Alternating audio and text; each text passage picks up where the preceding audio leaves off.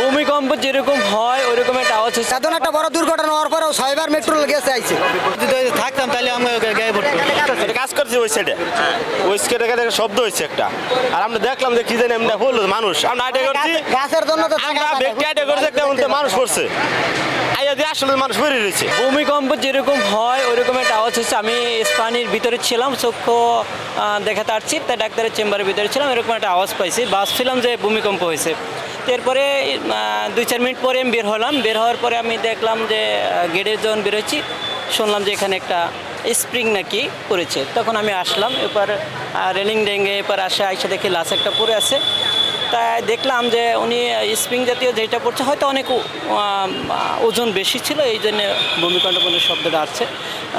লাশটা এখানে পড়েছিল, আমরা অনেকে ভিডিও করছে, অনেকে ছবি তুলছে, অনেকে ফেসবুকে দিচ্ছে, আমরাও ওরকম করেছিলাম। হ্যাঁ হ্যাঁ দেখছি, আমার একটা ছবিও আছে। আমার দেখছি এই পিছন সাইডটা ওর রক্তে ভরে গেছে, কান দিয়েও রক্ত বের হয়েছিল, নাক দিয়েও রক্ত বের হয়েছিল। এরপরে বাকিটা আবার আমি ডক্টর দ্বারা চলে গেছি, তারপর আর কিছু আমি দেখি নাই, কে নিছে না। 12:30 ঘটনা হয়েছে, আমরা 11টা নাস্তা খাইয়া গেছি কাজের করতে পারতো। আমরা যদি থাকতাম তাহলে আমরা গায়ে পড়তো। অন্ত আমাদের চলাফেরা ভয় করে।